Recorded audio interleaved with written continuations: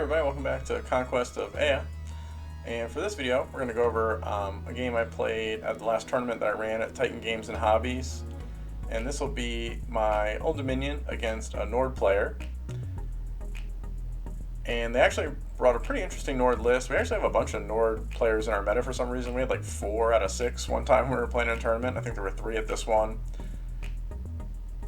So we'll jump right into the game here and take a look at how it went. There's just going to be still shots from the game.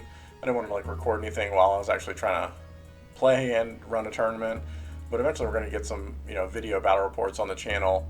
But I think Conquest does lend itself pretty well to the still shots and just explaining kind of how the game went out, just because of the static nature of the blocks, the infantry, and stuff like that. I think it doesn't do too bad a job.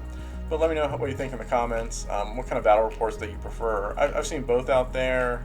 Where somebody's talking through, they take a whole wide table shot, and it's all just still pictures, a slideshow basically.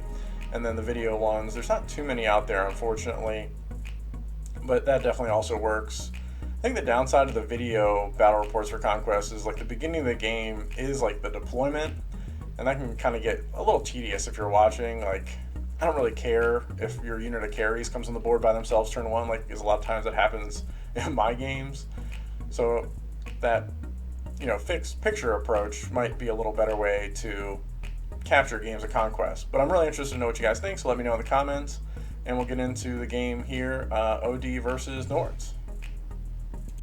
And before we go into the battle report, I just want to remind everybody I am a Parabellum affiliate, and if you use the link in the description below, it'll take you over to the Parabellum store where you can get some awesome Parabellum Conquest miniatures for First Blood or for the Last Argument of Kings.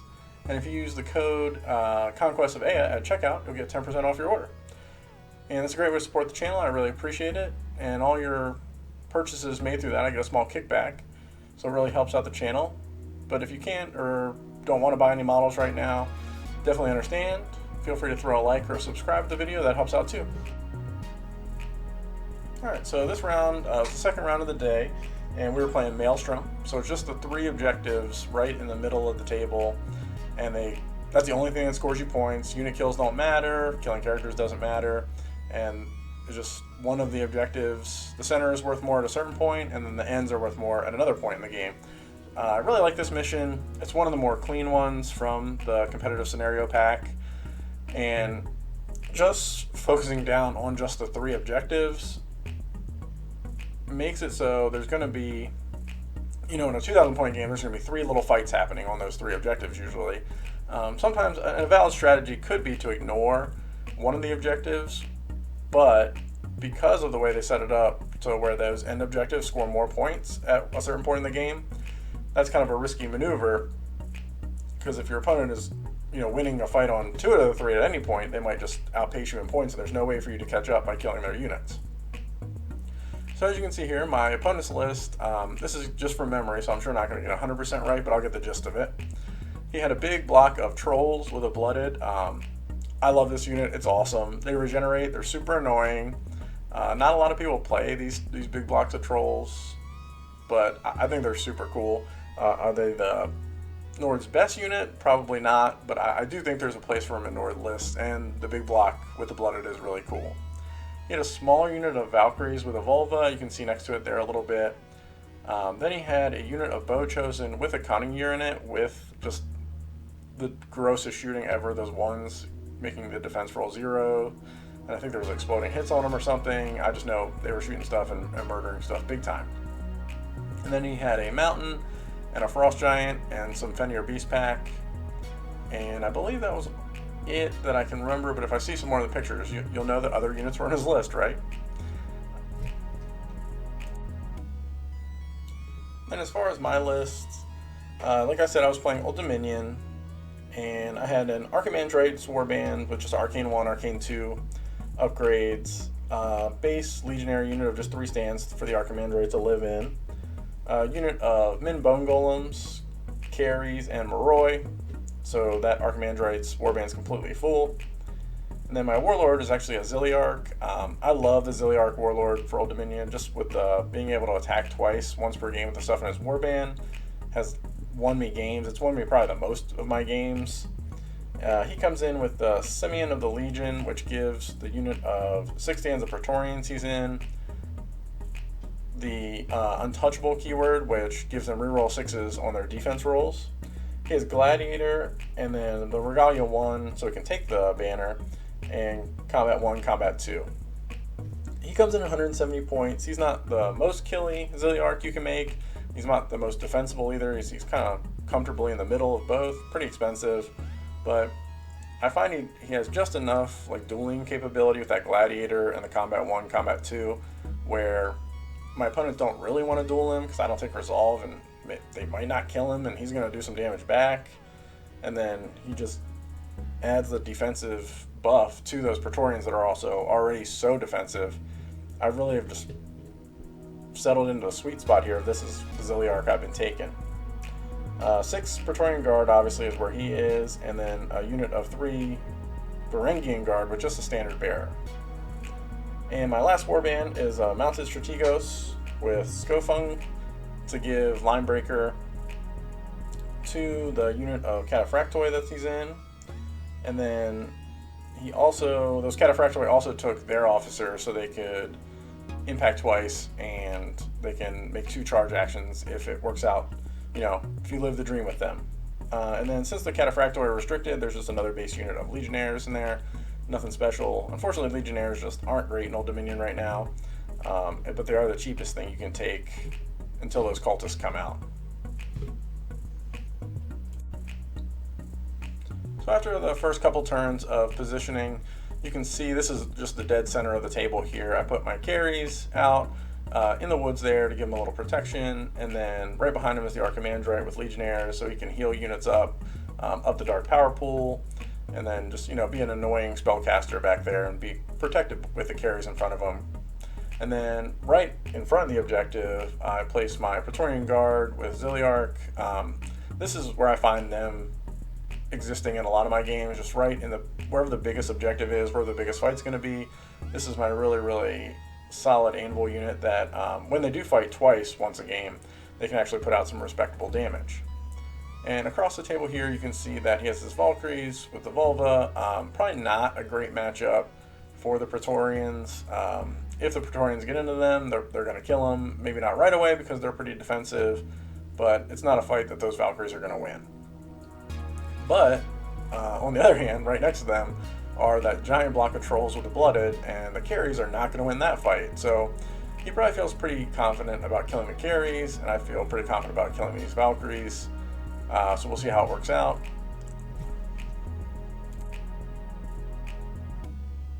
And over on the right flank of the table, my Moroi actually get the charge off into his Ogres, and I kind of threw the Moroi out here by themselves just to hold up the Ogres as long as they could, and it turned out, just with the Aura of Death and them getting the charge off with all those attacks, the Ogre are not super defensive, but you can kind of see what happens to the Ogre over a couple turns, just taking Aura of Death. They don't have the high defense, and they're just not killing Moroi back. I rolled pretty hot with my evasion saves, and while I can't hold the objective with my Moroi, I can stop him from scoring it with the Moroi living. But as you can see up in the top there, that is a Frost Giant, so we've gotten a little further on in the game, and the Frost Giant's going to come over and just bop the little Morois on the heads. And this is what the actually left flank of the battlefield looks like. I have my Cataphractoi. You'll notice my standard bearer is missing. My buddy, right in between the two games, elbowed, knocked him right off his base. It was a clean break, so he was sabotaged, unfortunately. But that is standard bearer Cataphractoi right there with the Legionnaires behind him. I really wanted the Cataphractoi to get the charge into those are the Stalker models, but he was playing them as the Bow Chosen with the Cunning Year. And yeah, the Fenrir could probably charge me on the side, but I didn't really care about that. I had it positioned pretty nicely. I actually even got to go first in the round that this mattered to get a charge. I needed anything but a 1, and I rolled 2 1s for the Cataphractoi's charge. So they got to sit here and get just absolutely shot to pieces by the Cunning Year and Bow Chosen. And my Cataphractoi did nothing for the entire game, which was pretty sad, I guess.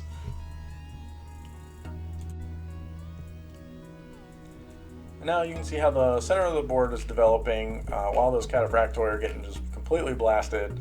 and the Moroi over on the right flank are making short work of the Ogre, but about to get killed by the Frost Giant. The Trolls charge into carries, and just through sheer luck, good evasion rolls, and not taking any resolve checks, and healing from the Archimandrite in no small part, the Trolls sat there for most of the game killing carries. Obviously not where he wants to be, and that even let my Praetorian Guard march up right in front of the Valkyries and the Volva to have more stands on that objective to score me more points. Yeah, I didn't expect the carries would live that long. I thought they would be a pretty quick speed bump for the Trolls, but they just lived when they shouldn't have, and that can happen sometimes with Old Dominion when you don't take Resolve and you have some healing. I was fully prepared for them to die and the Trolls to get into my Legionnaires, and through those sacrificing those 2 units, I could make sure those Trolls didn't have a huge impact on the game.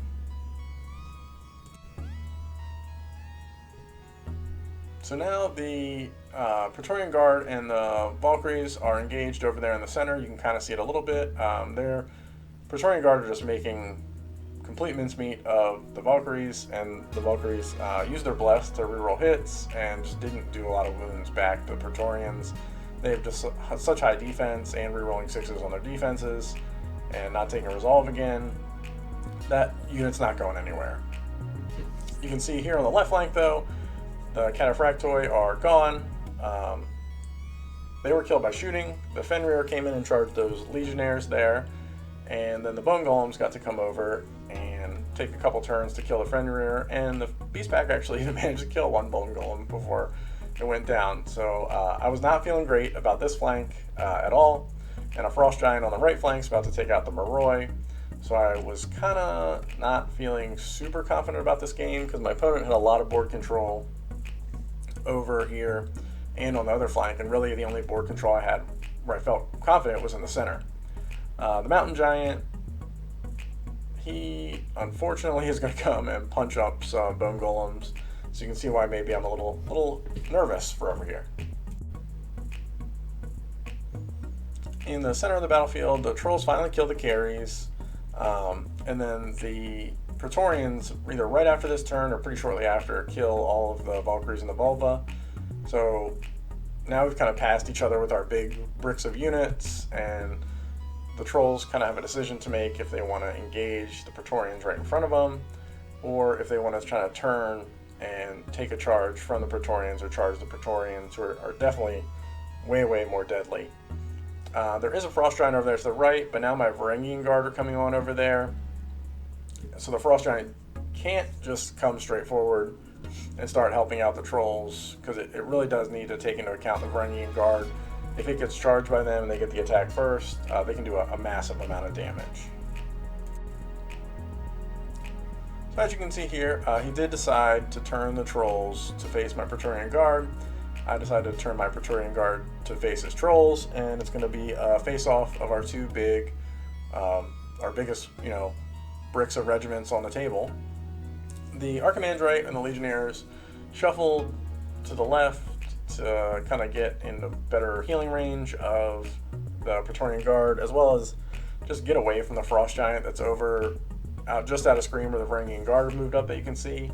The Frost Giant did move and cast some spells into the Varangian Guard, but didn't kill a stand. Them having 6 wounds is absolutely awesome without taking Resolve, and with their Harden 1, Defense 3. They're so hard to shift, and they do so much damage. They're my favorite unit in Old Dominion. I think if you're playing Old Dominion, you need to take some Varangian Guard. So now the game actually starts turning back my way, just because of the way the command stacks were done, and I got to go first here.